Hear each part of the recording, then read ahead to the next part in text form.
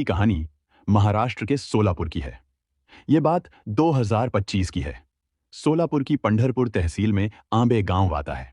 इसी गांव में दशरथ मनोहर दांडगे रहते थे। 14 जुलाई 2025 की सुबह दशरथ दांडगे को एक ऐसी खबर मिली जिससे उनके पैरों तले जमीन खिसक गई। यह खबर उनकी बेटी से जुड़ी थी। उनकी प्यारी बेटी ने अपनी जान दे दी थी। दशरथ दांडगे ने यह बात घर वालों को बताई कि उनकी बेटी किरण ने अपनी जान दे दी है। यह सुनते ही घर में चीख पुकार मच गई। उनकी चीख पुकार सुनकर आसपास के लोग भी दिलासा देने और मदद करने आए। इसके बाद सबने पाटखल गांव जाने की तैयारी की। 4 पहिया वाहन लेकर सभी पाटखल गांव के लिए निकल पड़े। घटना स्थल पर पहुंचते ही नाते रिश्तेदारों की भीड़ जमा हो गई। जब किरण के मायके वाले लोग भी वहां आए तो रोने का शोर और बढ़ गया। किरण की जिस जगह मौत हुई थी वहां पहुंचकर उन्होंने देखा कि सूखी घास की आग पूरी तरह बुझ चुकी थी। बीच में एक मृत शरीर पड़ा था। आग की वजह से पहचान करना मुश्किल हो रही थी। लेकिन किरण के चचेरा ससुर यानी दत्तात्रेय सावंत ने कहा कि किरण ने घास के ढेर में आग लगाकर अपनी जान दे दी है। इस बात पर किरण के पिता ने भरोसा कर लिया। इस बीच यह घटना पूरे गांव में फैल गई और पूरा गांव हड़कंप में आ गया। लोग घटनास्थल की ओर आने लगे। घटना की सूचना गांव के पुलिस पाटिल ने मंगलवेढ़ा पुलिस थाना को दी। कुछ ही समय में पुलिस की टीम घटनास्थल पर पहुंची। उन्होंने वहां स्थिति का जायजा लिया। मृत शरीर पूरी तरह जल चुका था, इसलिए पहचान करना मुश्किल था। लेकिन लोगों ने बताया कि किरण नागेश सावंत नाम की महिला ने अपनी जान दे दी है। यह सुनकर पुलिस ने भी उस पर विश्वास किया और उसके बारे में जानकारी इकट्ठा करनी शुरू की। पुलिस ने यह भी पूछा कि क्या उसे घर में कोई परेशानी थी, क्या उसने सच में खुद अपनी जान ली या उसे मारकर घास के ढेर में डालकर जला दिया गया। पुलिस के मन में सवाल उठने लगे और अब उनका पूरा ध्यान इस बात पर था कि आखिर वारदात क्यों हुई। इस बीच पंचनामा का काम पूरा किया गया और मृत शरीर को पोस्टमार्टम के लिए भेजा गया। साथ ही मंगलवेढ़ा पुलिस थाना में किरण नागेश सावंत के नाम से मामला दर्ज किया गया। किरण ने सच में अपनी जान दी थी या किसी ने मारकर जला दिया, यह पता लगाने के लिए उसके मायके वालों ने सोलापुर के सरकारी अस्पताल में उसका पोस्टमार्टम कराने की मांग की। पुलिस ने चारों तरफ से जांच शुरू की। सबसे पहले किरण सावंत के पिता दशरथ दांडगे से पूछताछ की गई। उन्होंने बताया कि किरण की शादी 2022 में पाटखल के रहने वाले नागेश सावंत से हुई थी। नागेश का होटल व्यवसाय है और उनकी आर्थिक स्थिति अच्छी है। घर में किरण खुश थी।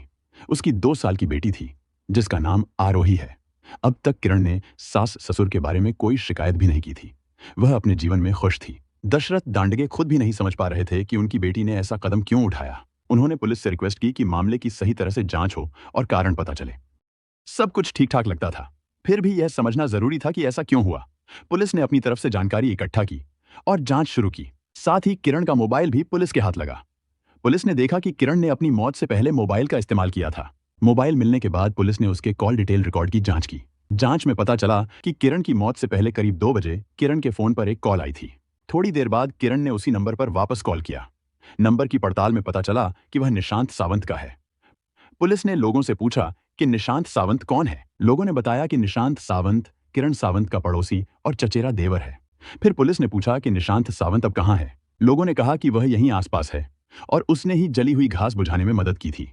पुलिस ने निशांत सावंत को बुलाया और उससे पूछा कि उसने सुबह सुबह किरण को कॉल क्यों किया।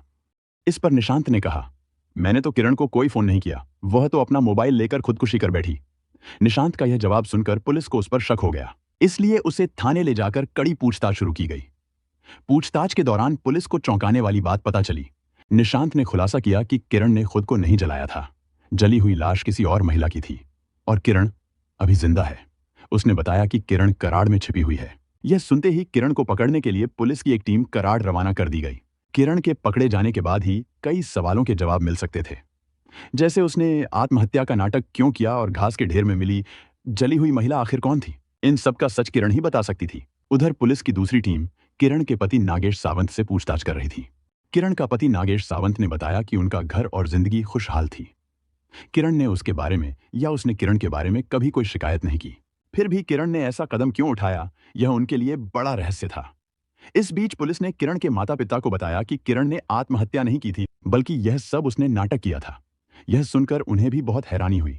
उन्होंने सोचा कि उनकी बेटी ने ऐसा क्यों किया, लेकिन उनके पास इसका कोई जवाब नहीं था। इस बीच पुलिस ने किरण सावंत को पकड़ लिया था। उसे और निशांत को सामने रखकर पूछताछ की गई। उनके जवाबों से अब सही सही बातें सामने आने लगीं। जांच में पता चला कि पिछले 6 महीनों से किरण और निशांत का प्रेम संबंध चल रहा था। दोनों छुप छुप कर मिलते, बातें करते और प्यार जताते थे। अब दोनों एक दूसरे के इतने करीब हो गए थे कि साथ रहना चाहते थे, लेकिन घर से भागना सही नहीं लगता था, इसलिए उन्होंने यह नाटक किया। लेकिन इस दौरान अनजाने में एक महिला की हत्या हो गई। यह बात पुलिस को समझ में आते ही किरण और निशांत को सख्ती से हिरासत में लिया गया। उनके खिलाफ अज्ञात महिला की हत्या का मामला दर्ज किया गया। इसके बाद 20 साल के निशांत सतीश सावंत और 23 साल की किरण नागेश सावंत दोनों को अदालत में पेश किया गया। न्यायाधीशों ने मामले की गंभीरता देखी और दोनों को 5 दिन की पुलिस हिरासत में भेज दिया। पुलिस हिरासत में निशांत से पूछताछ की गई। उसने बताया कि वह किरण का चचेरा देवर था और उसके घर के पास ही रहता था। वह शादीशुदा नहीं था और काम की वजह से कराड़ में रहता था। वहां वह एक सोने चांदी की दुकान में काम करता था। वह समय समय पर पाटखल आता था। पाटखल आने पर वह किरण की छोटी बेटी आरोही के साथ खेलता और उसका ध्यान रखने के लिए उसके घर जाता था। इसी तरह किरण और निशांत के बीच नजदीकी बढ़ती गई। उन्होंने एक दूसरे के फोन नंबर लिए और बातचीत शुरू की। किरण सुंदर दिखती थी, इसलिए निशांत उसके लिए आकर्षित हो गया। छुट्टियां खत्म होने के बाद जब निशांत कराड़ लौटता तो उसे किरण की याद सताती। वह मोबाइल पर उससे बातें करता, चैटिंग और वीडियो कॉल करता। एक बार उसने अपने दिल की बातें किरण को बता दी और किरण शर्माते हुए हाँ कह दी। जब निशांत को लगा कि किरण भी उसे पसंद करती है तो उसने उसे चुपके चुपके मिलने के लिए बुलाना शुरू किया। किरण भी अपने परिवार को बताए बिना उससे मिलने लगी, लेकिन हमेशा सतर्क और थोड़े डर के साथ, क्योंकि वह शादीशुदा थी और किसी अजनबी से मिलना सही नहीं था।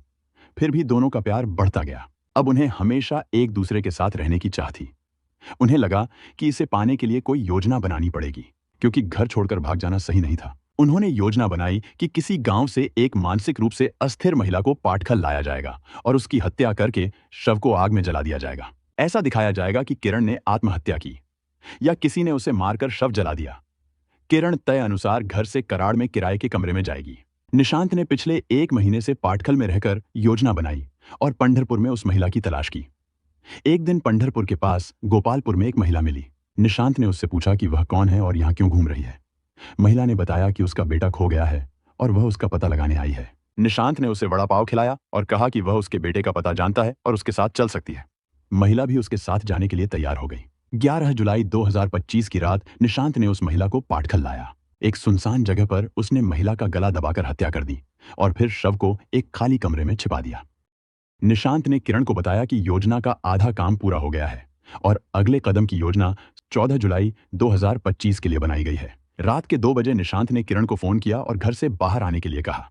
किरण वहां पहुंची जहां निशांत खड़ा था। उसे गाड़ी में बैठाकर सांगोला बस स्टेशन ले जाया गया। निशांत ने उसे एसटी बस से कराड़ जाने और कमरे का पता लेकर वहां रहने के लिए कहा। उसके बाद निशांत गांव लौट आया। उसने हत्या की गई महिला का शव बाहर निकाला और उसे किरण के घर के सामने कड़बा की घास में रख दिया। महिला के शरीर पर किरण का मोबाइल रख दिया। सुबह 3:30 बजे के आसपास घास के ढेर पर पेट्रोल डालकर आग लगा दी।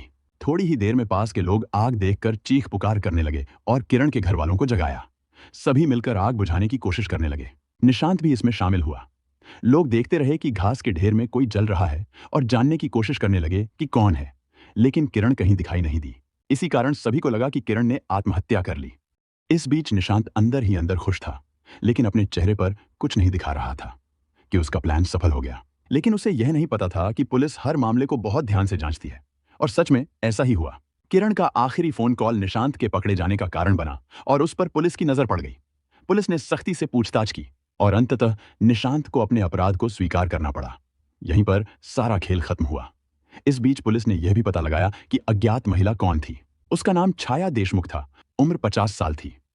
निशांत और किरण ने अपने स्वार्थ के कारण एक बेगुनाह महिला की जान ले ली। यह केवल अपराध ही नहीं बल्कि बहुत बड़ा पाप भी था। स्वार्थ और लालच इंसान को अंधा बना देता है।